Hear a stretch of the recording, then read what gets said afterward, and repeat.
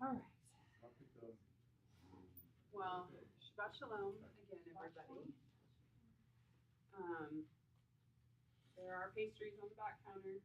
It's a box of almond pockets, which I would argue is the best pastry that McLean's can offer. So enjoy that. Good morning, Elijah. Um, so we will kind of continue our conversation from last week. We're still in the middle of the story of Joseph. And of course, Joseph, we'll be starting in Genesis, at the beginning of Genesis 41 today. So kind of like, just, I guess, quick refresher from last week, because we kind of started the Joseph story, and then we'll continue it. We'll talk about Joseph this week, and then next week we continue with Joseph, maybe two more. Yeah, we're getting close to the end of Genesis. Getting close. But anyway, Joseph is one of the longer narratives in the Torah, other than Moses, of course, but it's kind of the biggest portion of Genesis. So that means it's usually means it's pretty important for us. So last week we were kind of introduced to Joseph. He's 17 years old. He's maybe got a little bit of pride and arrogance, knowing that he is the favorite son of Jacob. And of course, he has these dreams that all his brothers, everybody's going to be bowing down to him. And the way that he communicates that is maybe less than humble. So, and his brothers very much feel that way, and they're going to kill him. They end up selling him into slavery. So Joseph ends up in Egypt, gets this high position under one of Pharaoh's officials. Potiphar's wife tries to seduce him. He says no. He winds up in jail. We have more dreams. There's lots of dreams. We'll talk more about dreams with this week's portion. The cupbearer and the baker have these dreams. Joseph interprets them. The baker's fate is to be executed. The cupbearer is restored to his position, and the cupbearer is supposed to remember what Joseph did for him and remember him, so that Joseph can come out of prison as well. But we ended that last week's portion with, but the cupbearer did not remember. I won't read everything, but I do kind of want to break this down in sections, because I think there's some really interesting things, particularly about dreams, that we can talk about with this portion, and we'll maybe jump into some other parts of the New Covenant and things as well. But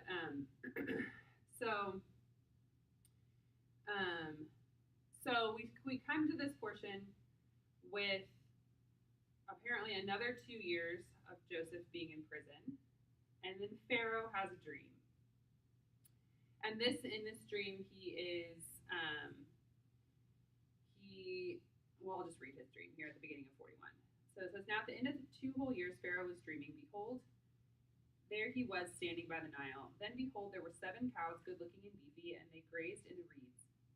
Then behold, there were 7 other cows coming up after them from the Nile, ugly and emaciated, and they stood beside the cows at the edge of the Nile. Then the ugly, emaciated cows ate the 7 good-looking, beefy cows, and Pharaoh woke up. Then he slept and dreamed a second time. Behold, there were 7 ears of corn coming up from on one stalk, plump and good. Then behold, there were 7 ears of corn, thin and scorched by the east wind, sprouting up after them. Then the 7 thin ears of corn swallowed up the 7 plump and full ears of corn. Then Pharaoh woke up, and it was a dream. Okay, so we have these 2 dreams, of course, with the 7. We know the interpretation that Joseph is going to give, the 7 years of prosperity followed by the 7 years of famine. But Pharaoh wakes up and he's troubled, and I thought this was really interesting. As I was reading through it, I had marked this verse because it just is one that always stands out. Verse 8, the next verse, right after what I just read. But in the morning he was disturbed in his spirit. So I was thinking. So I think that is a really interesting.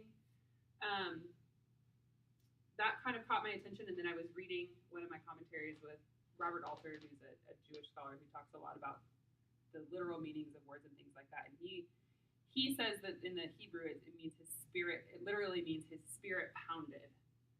And it's like, this is really bothering him, right? That's what we're supposed to take from this. So of course, because he's so bothered by this, Pharaoh's like, I need to know what this means, right? So he goes and he calls for all the fortune-telling priests of Egypt and the wise men, and it says no one could interpret them for Pharaoh. Likely what that means is that no one could offer, they probably offered something, but nothing satisfied Pharaoh. I found that really, nobody, well, I guess I better make something up because I surely don't want to tell him I don't know. Yeah. It surprises me that that's what they told him. Yeah, it's interesting. So yeah, some of the things that I was reading, and it says no one could interpret them for Pharaoh. It likely means that no one could offer. Yeah, somebody probably told him something, something along the lines of this is this is about people. I mean, people are just in some of the commentaries I read. People would suggest things like maybe they're saying things like, Pharaoh's going to have 7 daughters, and it's going to go well. Something that didn't make sense. But I think it's interesting. And again, this is a culture where the spiritual and the physical are very, very intertwined. So I think we can maybe think that, Pharaoh's unwilling to accept whatever is being told by his normal sources, then something, and we already know that he's disturbed in his spirit, or his spirit is pounding, that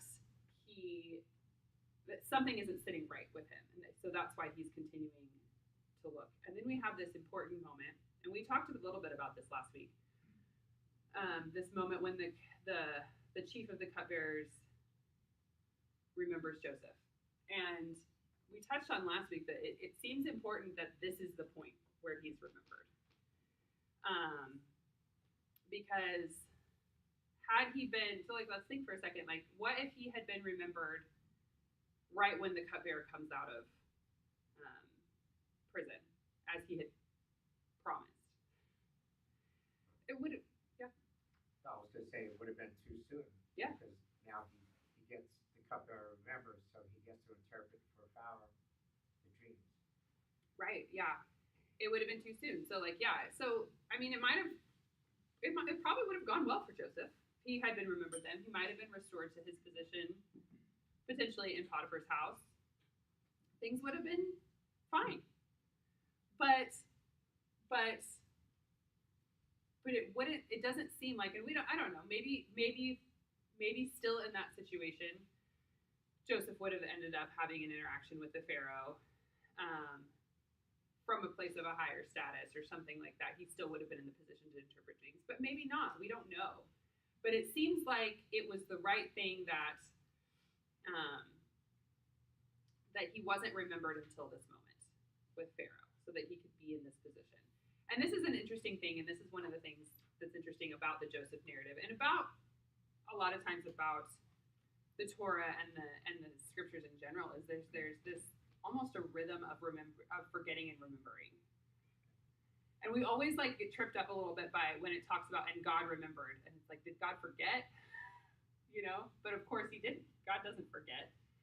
But and Lori often brings this up. It's like when God remembers something, it brings him to action, which is a really good way to look at that. And so I think we have something similar here. And so, I mean, the cupbearer did seem to actually forget, or was just so happy with his own good fortune and his own restoration to his position, which is especially in contrast with the fate of the baker. It's worked out well for the cupbearer. Her self-preservation, right? You had enough favor to come back, but maybe not enough favor to ask for someone else. Right. Sure. Yeah. Absolutely.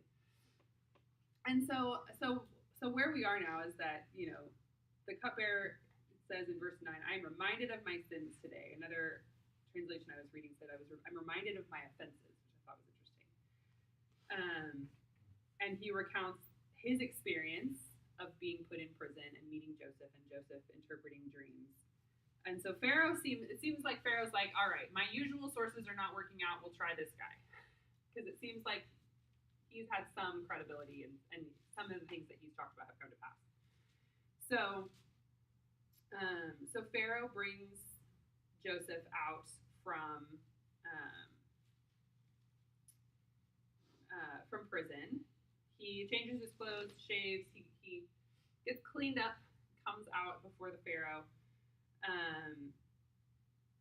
And Pharaoh says, verse 15, Pharaoh said to Joseph, I've dreamed a dream, and there is no one to interpret it. I heard about you. It's said that you can listen to a dream and interpret it.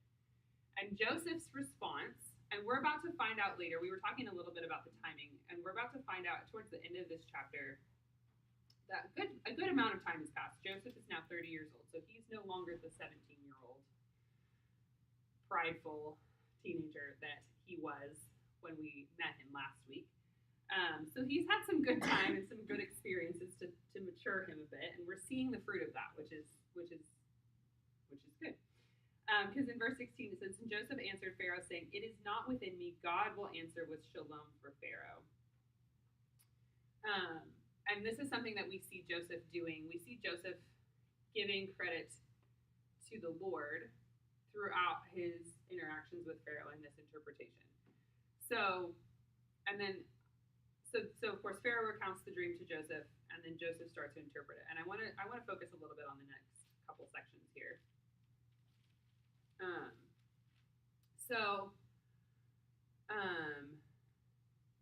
Verse 25. So this is after Pharaoh tells him the dream. Joseph said to Pharaoh, Pharaoh's dream is one. God has told Pharaoh that what he is about to do. The 7 good cows, they are 7 years. Also the 7 ears of corn. They are 7 years. It's one dream. The 7 emaciated and ugly cows coming up after them, they're 7 years. Also the 7 empty ears of corn scorched by the east wind. There will be 7 years of famine. It is the word that I have already said to Pharaoh. What God is about to do, he has shown to Pharaoh. 7 years of abundance are about to come in the whole land of Egypt. Then 7 years of famine will come up after them, and all the abundance in the land of Egypt will be forgotten, and the famine will consume the land. So the abundance in the land will be unknown because of the famine that follows, for it will be a very oppressive famine.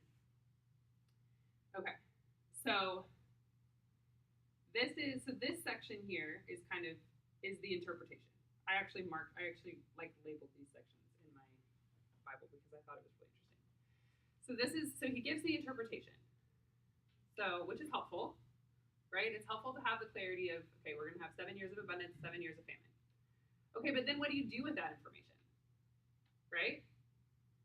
So it's good to have the interpretation, but then Joseph's not done. So starting in verse 32, now as for repeating Pharaoh's dream twice, it is because the matter has been settled by God, and God will quickly make it happen. So now let Pharaoh select a man discerning and wise and set him in authority over the land of Egypt.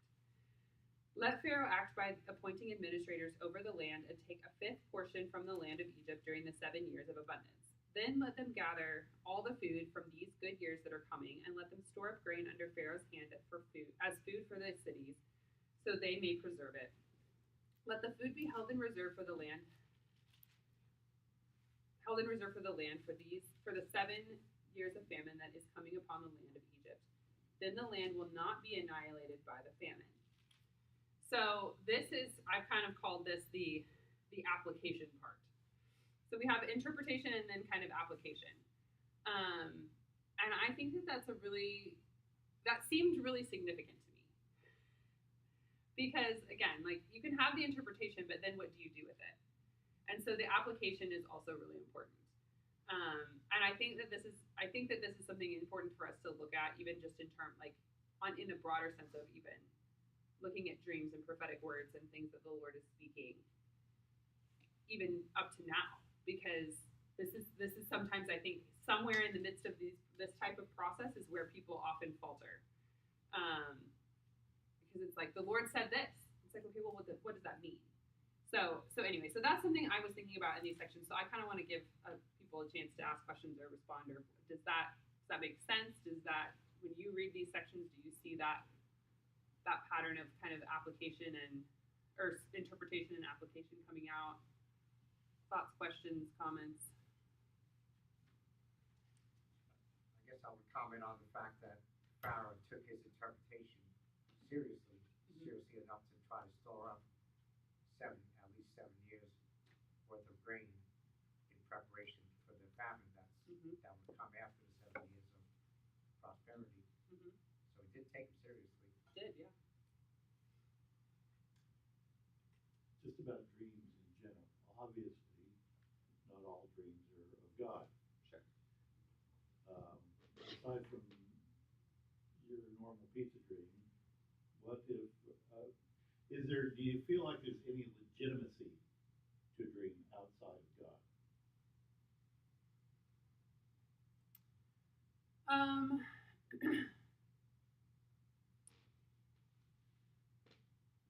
Yes.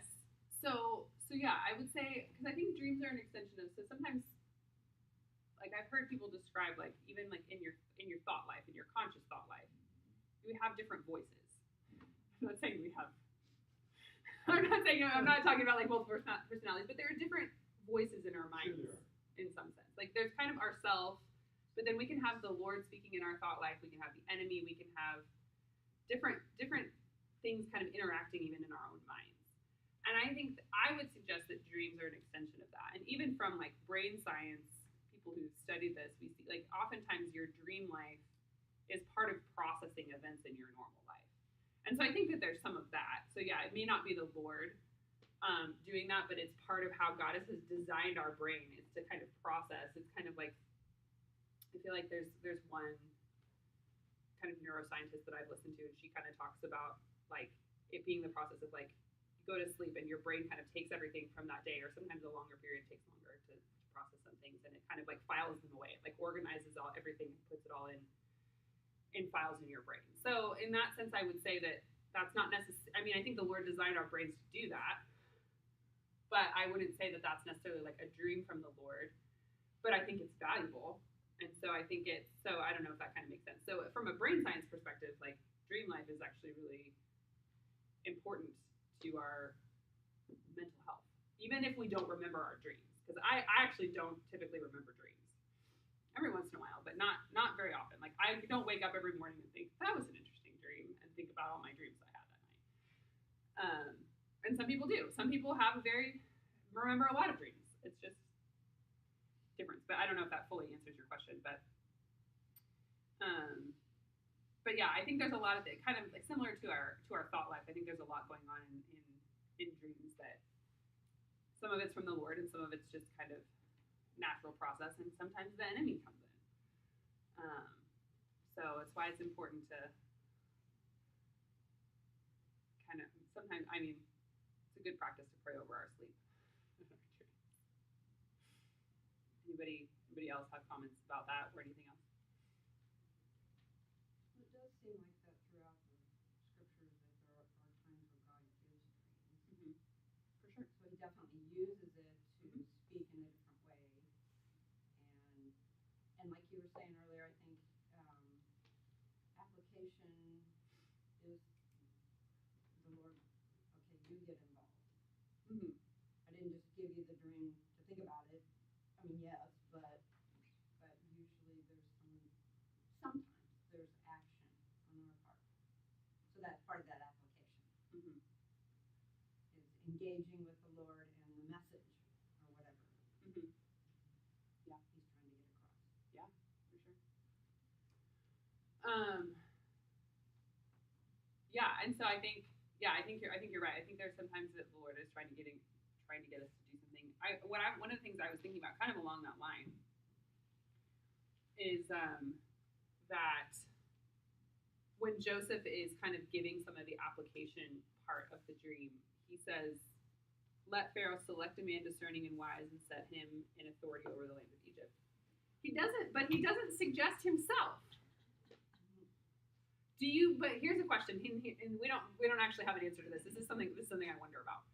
Do you think that when Joseph is hearing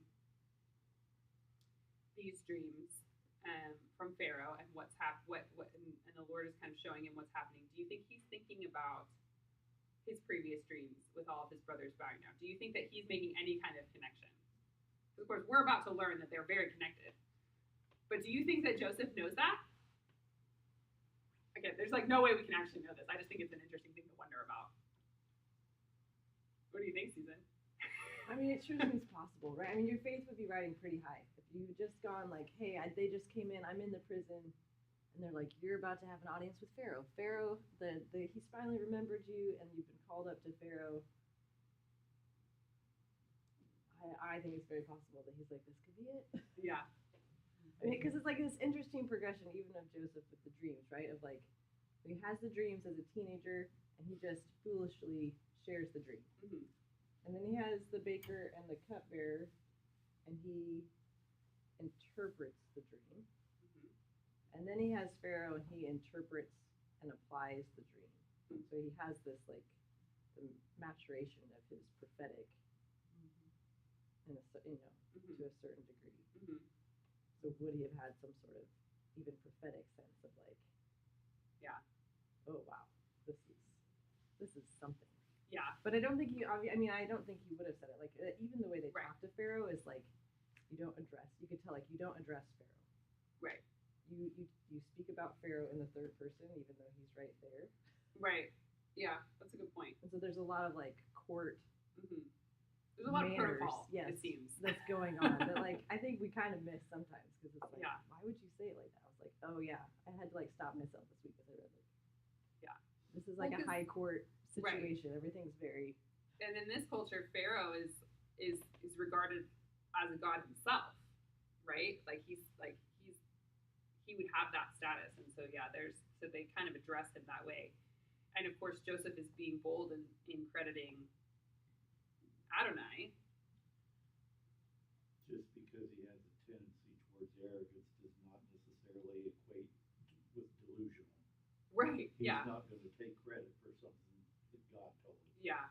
True. And I think like we're saying, we've seen a lot of maturity happen in Joseph, which is good. It's helpful. And it wouldn't go well. Yeah, like we're saying, like it's not going to go well for Joseph if he comes out and says, well, I have had these dreams that I'm going to be in this great position. Everybody's going to bow down to me. Like it's not going to go well for him. He's going to go the way of the baker. I think if he comes out saying those things. Well, it kind of does show in like verse 16. It says, "Then Joseph answered Pharaoh, saying, Mm-hmm. It's not within me." Yeah. Basically, he's saying this isn't me that's doing this. And even though Pharaoh thinks he's a god, he does say God will answer with shalom Mm-hmm. for Pharaoh. So his whole approach, like the setup before he delivers, Yeah. was very, you could see the wisdom of 17 years later or Yes, 15 years yes. later. He knew better on how to address this. Plus, I mean, he's had favor there in the prison, even though it says one of the things that kind of it's like when he's serving the baker and the cupbearer, it almost sounds like, not like a prison, it's Right. It's not. But here it says Pharaoh pulled him out of the pit. Mm-hmm. So there's still kind of, which is kind of David language too, of Yeah. pulling out of the pit. Mm-hmm. So there's still this, even if he had favor in prison, he still is learning, obviously, there, the protocols, even within prison, of who you serve Right. and how you present things. Mm-hmm. So yeah, I believe that wisdom, but the fact that he's like, it's not me, it's God, but God's Mhm. gonna, Right. because that could be right there going, hey, God's gonna give this. If you think you're a God, and another God's gonna give you your answer, there could be that struggle there Yeah. too. So I think Joseph learned some real communication skills Yes. over the time, and he knows how to present this, even if he's thinking one way. There's such a level of humility in Mhm. how he's handling this. Mhm. Well, I think it's cool how he tells him, you'll know that it's the correct answer because you will have peace, your spirit will calm down. Mm-hmm. I mean, it made the point of saying your spirit's pounding. Mm-hmm. Well, Joseph's telling him, it's all good, you'll be calm after this, Mm-hmm. and you'll know it's the right answer. Mm-hmm. Okay. and his faith. I mean, he hasn't heard the dream yet, right? Has he heard the dream? No, Pharaoh hasn't told him his dream yet. It's like, Oh, when he first comes out. yeah, and it reminds me. Doesn't Daniel do something similar? Mm-hmm. Of like total faith. Like, yeah, I'm standing before the king who might just on a whim decide to kill me, but I'm fully confident that the Lord's going to give me the interpretation to your dream. Right. Well, and Daniel had to position, come up they with a weren't dream. even gonna tell him the dream. You tell me the dream I had. And so Yeah. that was real. Yeah. Yeah. Which is also, it should encourage us also that like the Lord shows up when we need him to, right? And I mean, this is one of the things that it also makes me wonder about is because Joseph's interaction with the, like, because clearly the Lord is involved here and he's speaking on behalf of the Lord based on what he believes the Lord is telling him to say and do. But we don't have like a Joseph encounter with this angel of the Lord Yeshua figure like we do with the patriarchs. Like that's not how the Torah is presenting Joseph. Or even the dreams even the prophetic dreams that Joseph has about his own life has no involvement of seeing the Lord, so to speak. So it's really interesting that but the Lord is also clearly involved, and he's been raised in Jacob's family, so he knows the stories, and he knows the history of the Lord's interaction, and so it just makes me wonder what is Joseph's interaction like? How does he relate to the Lord himself fully? And we don't have all that information, but we know this is a pivotal, this is an important, his life and how this goes down is an important part of the progression of how the Lord encounters the people of Israel ultimately. But we don't have a lot of detail about what Joseph's personal interaction is with God, other than he, even through his experiences in Egypt, being a servant to Potiphar, being in prison, has somehow matured his faith in the Lord. So there's something going on there that has caused that to happen, because he's in a place where no one else is serving God. Right? Like no one else is serving the God of Israel at this point. They're serving Pharaoh, they're serving this wide array of other gods.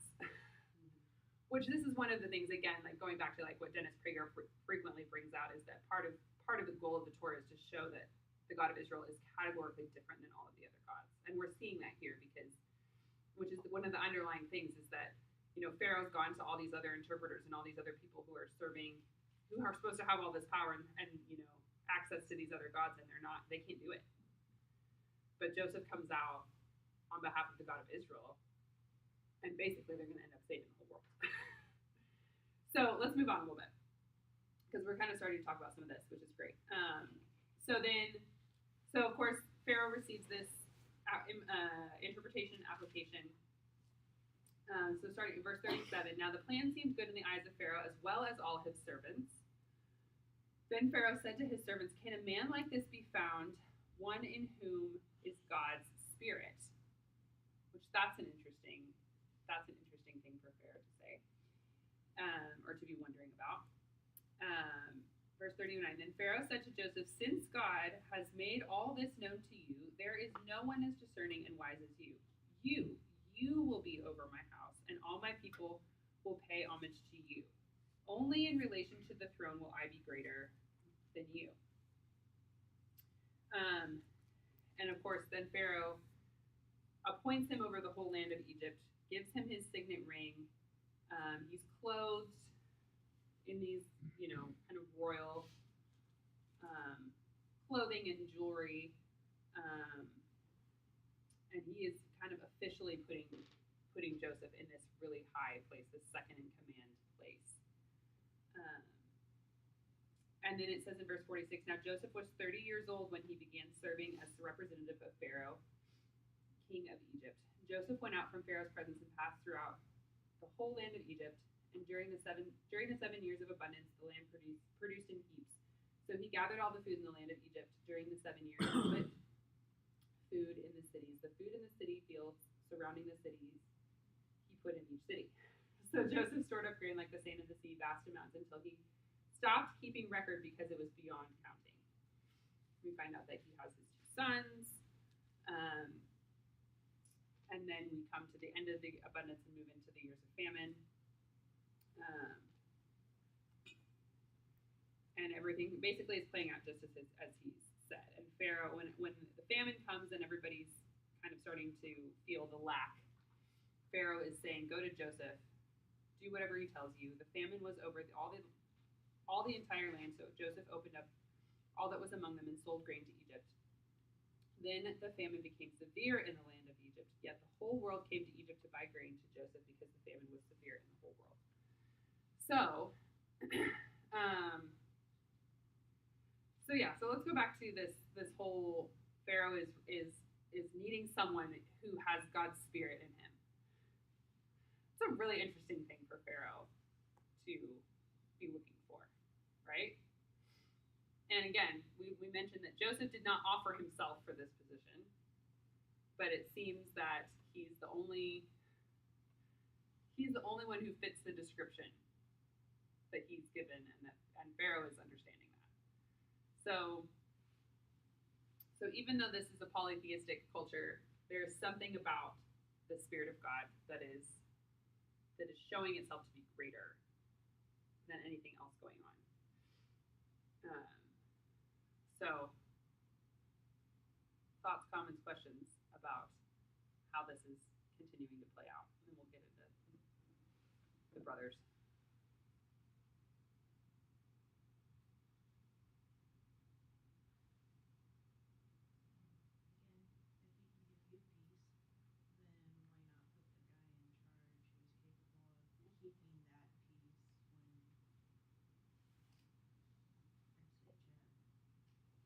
Mm-hmm. I mean, I feel like this happened before. Like the other people have said, like the Spirit of God is with you, and I'll put you in charge of everything.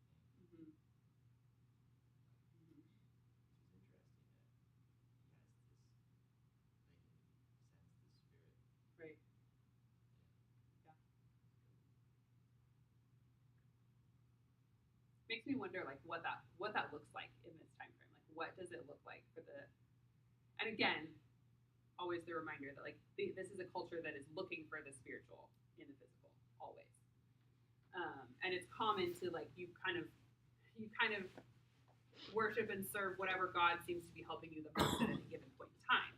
But there does seem to be something about this Spirit of God, the Spirit of Adonai, that is showing itself greater, more consistently than maybe some of the other gods, which we're not getting a lot of information about what it's, what they're getting from the other gods, other than they're not coming through. But it does make me wonder, like, what does that look like? What are they experiencing of the Spirit of God that is so powerful in this particular context? It's something that I like to think about. Yeah. I mean, when you think about Joseph as a precursor to Yeshua, in some ways, it's like makes me think about when they would talk about Yeshua, like, who is this man? Like, he speaks with such authority. Yeah. We know other preachers, we know other rabbis, like other teachers. It's like similar but different. Yeah. Like people must have had some sort of similar experience with Joseph that they just keep recognizing, like, there's something really different going on here. Right. Yeah. That and the fact that they see his interpretations come to fruition is a big factor, I would say. Mm-hmm. Mm-hmm. For sure. If you look at him as a pre-incarnate Yeshua, Or like a precursor. Yeshua follows the then pattern. you have to, I guess, I have to re-examine or reconsider calling him arrogant.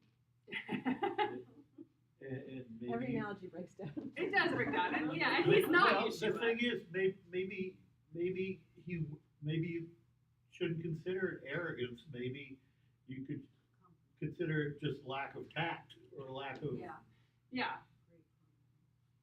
Well, yeah, the confidence, because Yeshua spoke with great confidence, which Pharisees and Sadducees, a lot of them considered it arrogance or blasphemy or, but on this, I mean, the 7-year thing hadn't even been fulfilled. It's just Pharaoh believed Yeah. that what Joseph just told him was going to Yeah. happen. And so, to me, there's like, in the midst of that humility, there was such a discernment, there was such wisdom, and Joseph just walked in so much favor. I mean, Yeah. every place he something somebody identified, like, this is a man that can be trusted, there was that level on him that he walked in. That, to me, is what the Spirit of God looked like on Joseph, that when Joseph spoke, people were like, yes. Mm-hmm. Yeah. And in some ways, it almost feels like, I don't know, again, this analogy will break down quickly, but it almost feels like Joseph has less resistance than Yeshua did. Like, Joseph is giving this interpretation of this dream of these 7 years, and they're like, all right, great, you're in charge. Yeshua's like, for some reason, what's coming to mind is when he's like, this temple will be torn, like every stone of the temple will be torn down, and I'll rebuild it in 3 days. And they're like, what are you talking about? Which, of course, he's speaking very prophetically, and he's not speaking about a building, and so they're confused about that. But it's like, he had a lot of, but like Yeshua, like even when he's, thinking of like Luke 4, when he's reading the Isaiah scroll, and like, he's like, today this has been fulfilled. They try to run him off a cliff. Like, he met with a lot of resistance. There's no maybe about it. Yeah. We're looking at a prophet amongst his own people. Yes. And Joseph being a stranger. For sure, yeah. They're different situations, but it's interesting to think about. It's like, Joseph is kind of like handed the kingdom basically, and Yeshua's like has to, is fighting through. Which, granted, part of what Yeshua came for, I would argue, with his first coming was to break down some of these preconceptions of what the Messiah was to be that had been built up to be not accurate and not what the Lord had, what God was wanting. And so I think that, there's more pushback with that when you have, people have created this construct of what the Messiah is, and then Yeshua shows up and he's like, that's not what we're doing right now.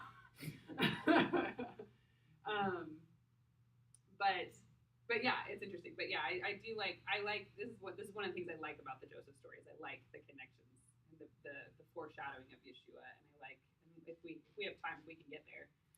I want us to even look at maybe like Acts 7, because I like how Stephen, I like Acts, and I like Stephen's speech, and so we might just look at that because I like it. But we'll move on a little bit here. So of course, this is all we've established. This is all playing out just as Joseph understood from the Lord. So then, meanwhile, back in Canaan, back in the land, Jacob's family is feeling the impact of this famine, right? And they know that there's all this grain and food stored up in Egypt, and so they realize that they're going to need to go and buy some food, right? And in chapter 42, verse 2, Jacob is telling his sons, go down there and buy some grain for us, so that we'll live and not die. So, like, this is such a severe famine that they're all gonna die. Like, this isn't a little thing. But of course, we still see Jacob has not quite learned his lesson about favoritism yet, because he refuses to send Benjamin. Benjamin is now the favorite. Since Joseph is gone, Benjamin is the favorite. He refuses to send him. And we'll continue to see how some of that plays out. So they go down. Joseph hides his identity from them. He, of course, recognizes them immediately, but he doesn't let them know who he is. Accuses them of being spies, and gives them a pretty hard time. He's testing them to see, because I think he's testing them to see if their hearts have changed, if they have changed from, which, granted, not to say that Joseph didn't provoke them at times, but still, but to see how things are going with all these brothers. So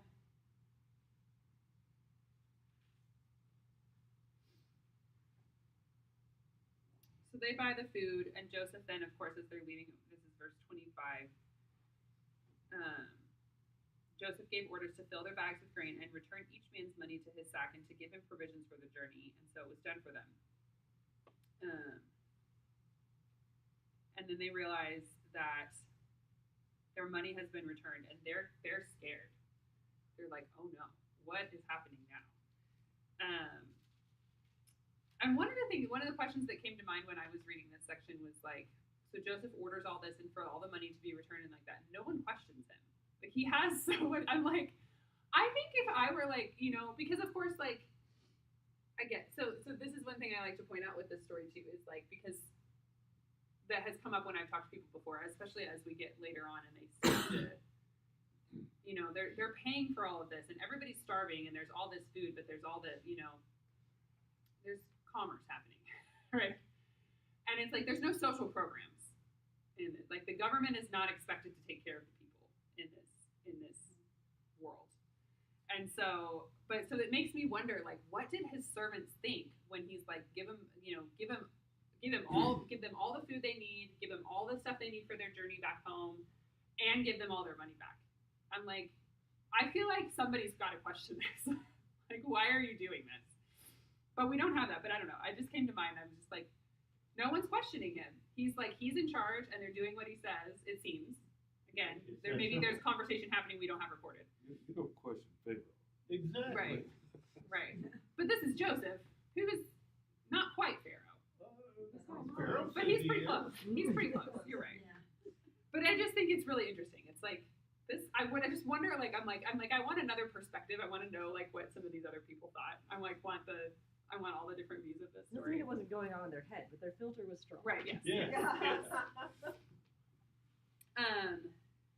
So anyway, so they get back home, and and of course he keeps Simeon, and Jacob is not very happy about that. So then we get to here's a really interesting thing, and I found this really interesting as I was reading some commentaries this week. So they come back, so they get back home, they have all their money, but they don't have Simeon. And Joseph had told them basically that they can't come back without their youngest brother. And so they're a bit stuck. They're in a difficult position. So then 42 verse 36. Then their father Jacob said to them, "You've made me childless," which is an interesting statement because there are still lots of his children in front of him right now. "You've made me childless. Joseph is no more now. Simeon is gone, and next you'll take Benjamin. Everything is against me." So then Reuben makes this really interesting proposition. Then Reuben spoke to his father, saying, "You can put my 2 sons to death if I don't bring him back to you. Put him in my hand, and I will return him to you." Okay, pause right there for a second. What's the problem with Reuben's proposition here? What is Jacob grieving right now? The loss of a son. Right. These are his grandkids. Right. And then Reuben's like, "You can have my kids. Who are your grandkids?" Does that feel like, is that really what's going to make Jacob feel better? Is like, I've already lost these children. He's assuming that they're going to wind up dead. He thinks Joseph is dead. He thinks he doesn't know what Simeon's fate will be, and if he sends Benjamin, like he's basically considering them dead. And then the offer to try to make that all better is the vow that he can kill his grandsons. This doesn't make a lot of sense. And this is one of the things that is suggested is, this kind of seals Reuben's, because Reuben is the firstborn. So we kind of talked about last week, like Reuben should be operating in a lot of authority, and he is not, and he's still really not doing well with this role of firstborn.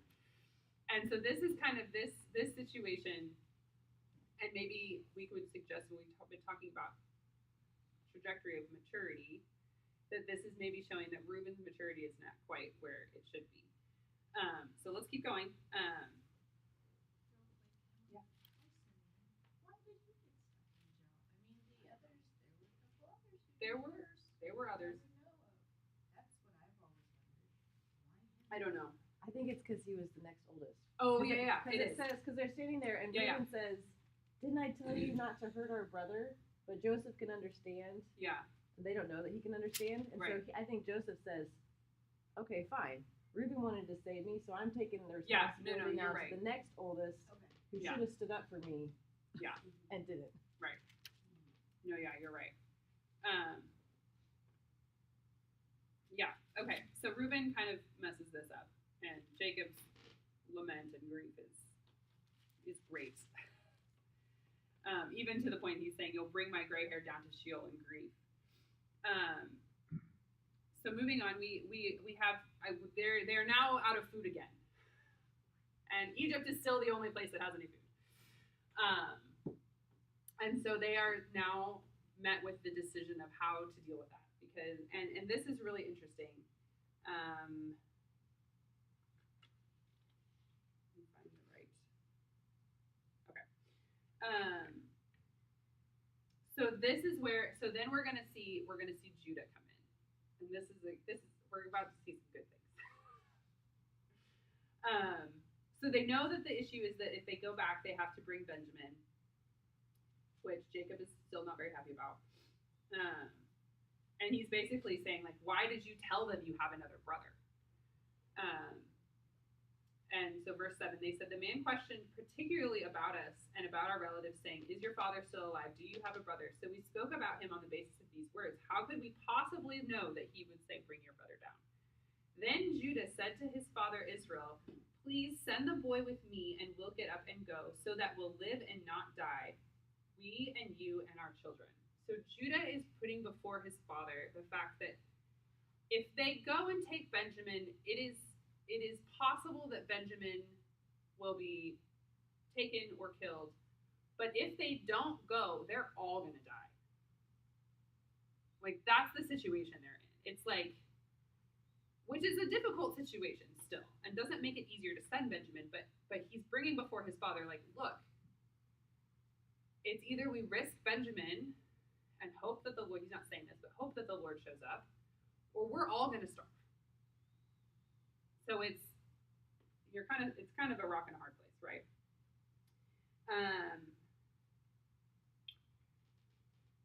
And then he goes on to say, I myself will be his pledge, and you can demand him back from my own hand. If I don't bring him back to you and place him before you, then you can blame me all my days.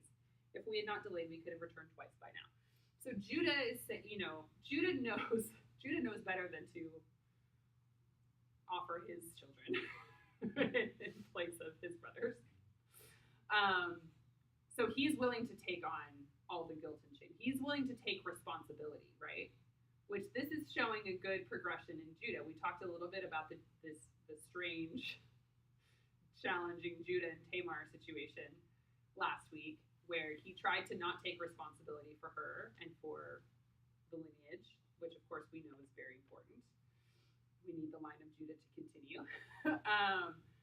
And so we're seeing some maturity in Judah here, right? And this is why he ultimately, this is a good part of the story of why he's ultimately the one who takes the position of the firstborn among all the sons.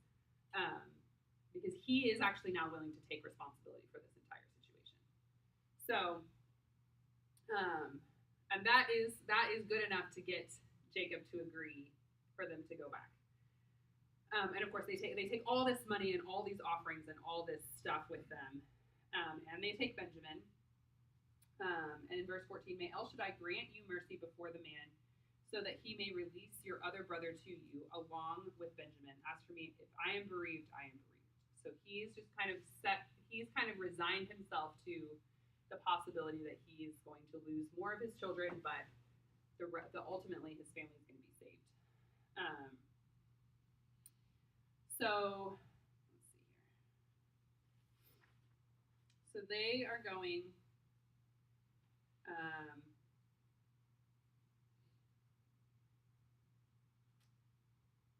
So they return. They go before Joseph. They kind of confess that they found out that they had been given back all of their money.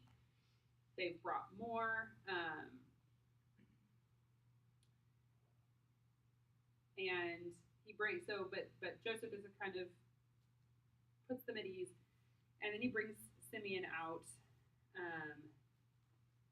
and he treats them well, which is probably pretty confusing for all of his brothers. That they think that they're about to be just maybe all in prison because they're worried that Joseph's gonna think that they stole all the money back or something. But instead they're treated with great favor. They're taking food. They're getting food and water. They're taking care of their animals. they're brought right to Joseph, which is probably also not what they're expecting. You know, there's other people in place to help administrate all of this, and they're just getting access right to Joseph. He asks about his father. Joseph asks about his father, and they tell him that he's well and that he's alive. And then verse 29, he lifted his eyes and saw his brother Benjamin, his mother's son, and said, "Is this your youngest brother who you mentioned to me?" And then he said, "May God be gracious to you, my son." And then Joseph has to leave. Joseph hurried out because his compassion grew warm and tender toward his brother, so that he wanted to cry. And so he went into an inner room and wept there. And then he washed his face and came out and controlled himself. "Serve the food," he said. So they served him by himself, them by themselves, and the Egyptians who were eating with him by themselves. For Egyptians could not eat with the Hebrews because it was an abomination to Egyptians. They were seated before him, the firstborn according to his birthright, and the youngest according to his youth. The men looked at each other in astonishment. Then portions were brought to them from before him, and Benjamin's portion was 5 times larger than any of their portions, yet they drank and made merry with him. So they are, this is quite confusing, I think, if you're the brothers. So they're brought into this magnificent banquet, which part of what's being hinted at here is when it's talking about the Egyptians not eating with the Hebrews. And so the Hebrews were shepherds, which was not something that was looked down upon by the Egyptians. And so anybody who's not Egyptian is seen as like unclean to them. So that's why everybody's kind of separated out. But they're still all there on some level, and they're still eating with Joseph, and he's just lashing on them.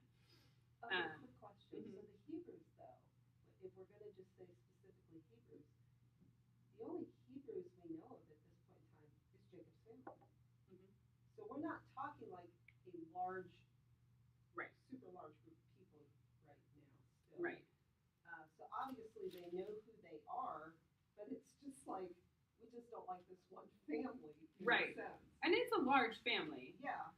Because I think if I'm remembering correctly, later on when it talks about when they ultimately go down, it's like 75 people. Yeah, but we're not talking thousands of people. We're Right. just talking about like, we don't like this clan. Right. Is Right. kind of what it. It is, yeah. It's interesting. Yeah. There's such a reputation. I mean, this is like a specific example, so it's like the Egyptians wouldn't have accepted any other group of people either. So it's just this is the particular group of people we're talking about, so it's very specific about them.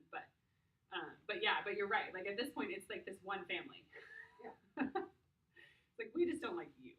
We don't like you people. This little family. It's like not eating with Southern Baptists. Oh gosh.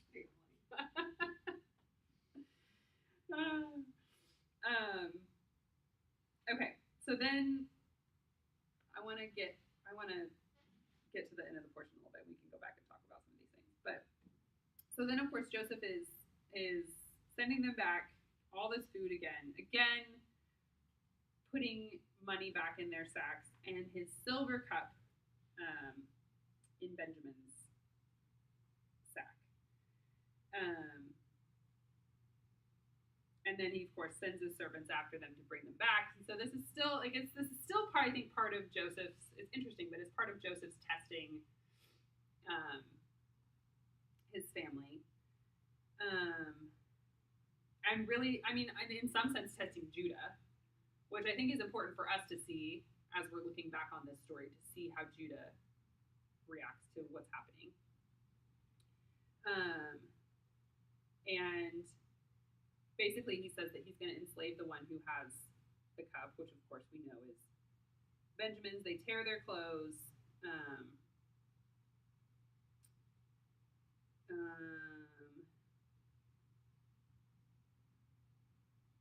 And so then chapter 44, verse 14, when Judah and his brothers entered Joseph's house, he was still there. They fell on the ground before him. "What's this deed you've done?" Joseph said to them. "Didn't you know that a man like me can discern by divination?" Which is an interesting statement and interesting portrayal of Joseph's life as in a high position in Egypt. Then Judah said, "What can we say to my lord? What can we speak? How can we justify ourselves? God has exposed your servant's guilt. We are now my lord's slaves, both we as well as the one in whose hands the cup was found." But he said, "Far be it from me to do this. The one in whose hand the cup was found, he will be my slave, but you go up to your father in peace." And then that's the end of the portion, which of course is kind of arbitrary, but that's where we stop for this week, which seems like a really bad place to end up right now, right? Because Judah is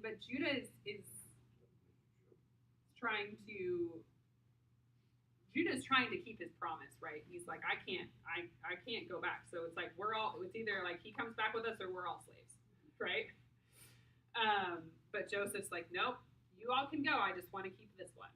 So that's kind of where we end. We of course do know the end of the story, but this is kind of where we end, and so we can continue to talk about some of this for a few minutes, and then maybe we'll look at, just for fun, look at Acts 7. But yeah, because of course Joseph has set this whole thing up. So like, what do we think about that? Like, what do we think about Joseph setting up his brothers? Again, we've talked about like it's partially he's testing them to see how they're going to react and if they've matured at all. But this is still a little bit like, I don't know. I always am like a little bit like, why did you have to go through all of this? Why couldn't you just have revealed yourself and been like, hey, everything's great. Bring Jacob down. We can all just be one big happy family. Like, why do we have to go through all this? Now, to me, it's fascinating. Like, first time they left, he kept Simeon. Mm-hmm. They didn't fight for Simeon. They didn't debate or argue, or this will kill our father if we don't bring this guy back with us. But now we got Benjamin, Mm-hmm. and it's a whole new ballpark with that. Yeah. You know, it's like, no, we can't go. This will kill our dad. Yeah. And part of me makes it. I feel sad because it's like these brothers all know favoritism. Who dad might be bummed out about this, but this one, Right. But you this know, one is going to kill. yeah. And so I just see I think even with Joseph seeing, okay, they left Simeon behind. They let me be sold into slavery, but they can see something different that we'll see further on in here Mm-hmm. of these brothers' heart towards their father. That it is a test, like, because obviously I don't believe for 1 minute that Joseph's out to hurt his dad. Yeah. By keeping Benjamin. Yeah. But that whole testing of what have you guys learned on this? Yeah. And what is the dynamic? I've been away from you for 13 years or 15 years or whatever. Are you still going to play this situation? So yeah, there's just that whole dynamic of a maturity level Mm-hmm. on there. You know, some people, I don't personally think that Joseph was being vindictive. I mean, Yeah. I've seen things like, oh, well. Yeah. He's getting even a little bit. Yeah, I don't see that. Yeah. Better But, man than I am then. yeah, but a testing of the heart. Yeah. Well, it does test, and it does show even a shift in the brothers too, right? Because it's like because early, like when at the beginning of the Joseph narrative with the favoritism of Joseph, the brothers were so jealous Mm-hmm. and not really honoring their father Mm-hmm. by basically setting out to kill him. And so it does even show a shift in the entire family, which, I mean, that would be so hard, like to be the rest of the brothers and know very clearly that they are not the favorites. You know, that there's that one of them has this high level of favor, but they've moved into being able to honor their father, and probably having seen his deep grief. Because because of course he's lost Rachel as well. He's lost the wife that he loved the most, and so I think his grief is probably pretty deep. You know, giving birth to Benjamin, and the grief is so deep with that. So I think they're seeing this deep grief of their father, and that is, you know, that is moving them more into a compassionate place that they don't want to see more harm come on him. And so I think that's another level of maturity that we're seeing, and I think that's partially what.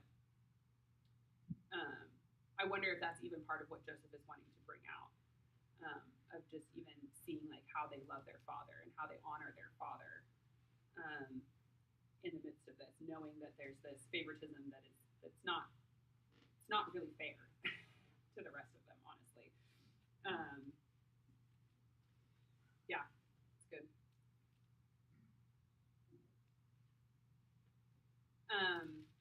Okay, so we're still kind of in the middle of the story, right? Joseph has still not yet has not revealed himself. In next week's portion, we'll get into that.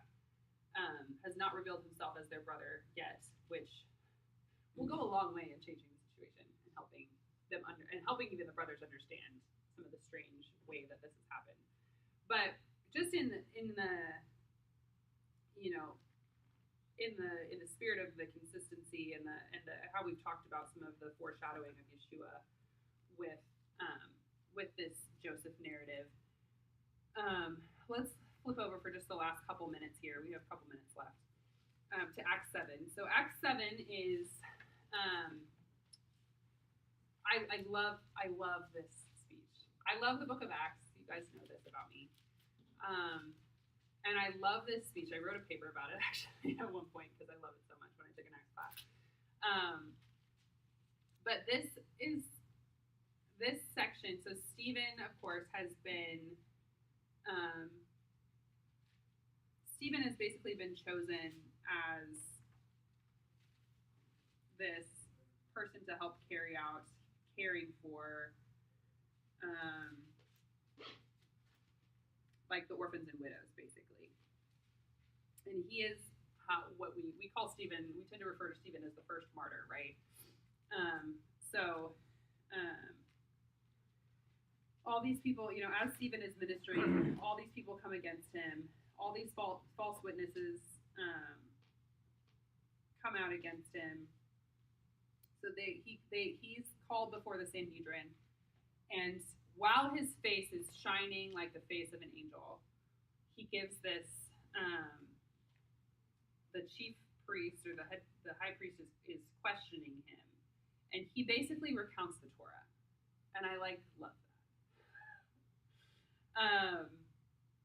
He starts with Abraham, and then and goes through the covenant of circumcision. He talks about that they're going to be mistreated for 400 years, and so but then there's this section about Joseph, and it's interesting that I just think it's interesting that Joseph is included in such a significant way as he's, of course, then he gets into Moses, and of course Moses is everything in Jewish tradition, and especially if he's standing before the Sanhedrin. But in verse 9 of Acts 7, says the patriarchs became jealous of Joseph and sold him into Egypt. Yet God was with him. He rescued him out of all his troubles and granted him favor and wisdom before Pharaoh, king of Egypt, who made him governor over Egypt and all his household. Famine and great suffering came over all Egypt and Canaan, and our fathers could find no food. But when Jacob heard that there was grain in Egypt, he sent our fathers there the first time. On the second visit, Joseph made himself known to his brothers, and his family became known to Pharaoh.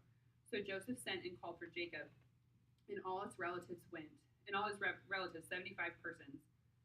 Jacob went down to Egypt and died, he and our fathers. They were carried to Shechem and laid in the tomb that Abraham had bought for a sum of money from the sons of Hamor in Shechem. And he goes on, but the time drew near for the promise that God had sworn to Abraham.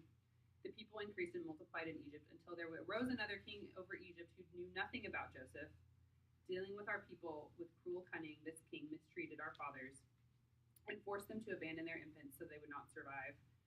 And then we move into the story of Moses. And so I just think it's interesting that Stephen is defending himself and basically defending Yeshua through the Torah before the Sanhedrin. He's bringing up this account of Joseph that basically the role that the Joseph narrative plays is that it had been prophesied or had been told to Abraham that there would be 400 years of mistreatment, and that this blessing and the way that Joseph really saves, it's through saving his people that they end up in this place where they're going to be mistreated, which is really interesting.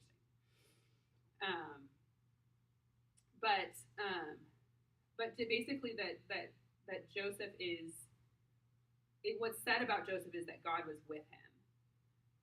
And that he, it doesn't. Of course, this is basically a brief summary of the Torah, so it doesn't have all this back and forth of all the things that happen with this story. But it's portrayed that Joseph is put in this position by the Lord to be able to save his family, and ultimately Jacob goes down and dies in Egypt, which feels really counterintuitive because it's like if you're in the land that God has promised, you think you would stay.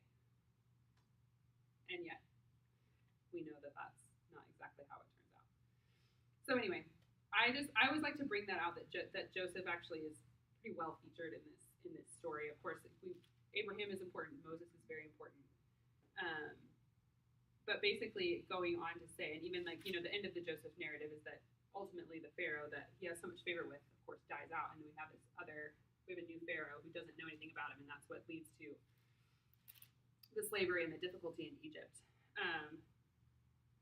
But at the end of Stephen's speech, before he is killed, he basically calls out, because basically the history and then through the prophets is that Israel always kills the prophets. Like Israel always kills the one that God has sent to speak for him.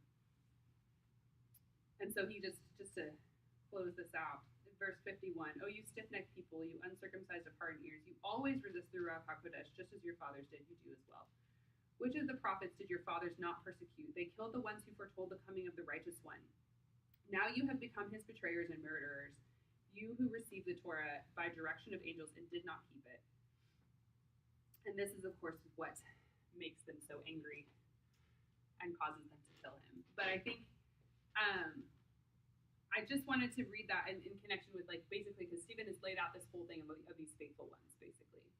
And all these, Abraham, by the time you have Abraham and Isaac and Jacob and Joseph and Moses and all of these people who are foreshadowing and pointing toward Yeshua, and he's basically making the point. It's like throughout history, everybody's chosen not to see that. The Jewish people have chosen not to see that, and they've killed all the ones who proclaim the coming of the Messiah. And so he's kind of calling that out, and I hope that brings us some conviction, because he is pointing out, it does look different than they expected. Again, that's what we talked about, we mentioned earlier. It's like this is part of what Yeshua came to do, is to kind of break down their expectation of Messiah and the kingdom of God, because it's gotten a bit off over time. And so Stephen's exhortation is don't miss it when it's right in front of you. And so, yeah.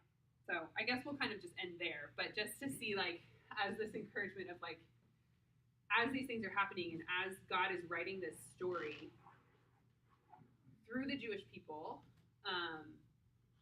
to point to Yeshua, may we not miss it, even when the path looks a lot different than what we expected it to or wanted it to. So Lord, we thank you for your story. We thank you for your faithfulness in the midst of our unfaithfulness, Lord. We thank you that you are still willing to write your story through imperfect people, even when we miss what's right in front of us, Lord. So we just ask that your presence would be with us, Lord, in service as we get to come together and worship you. We thank you so much for Shabbat, for this time to slow down, to reflect on you, to love you, to worship together, and to enjoy your word and your presence among us, Lord. Thank you for your presence here with us this morning. Thank you for the people in this room and watching online, and just ask that your presence would fill us more and more throughout the week. B'Shem Yeshua.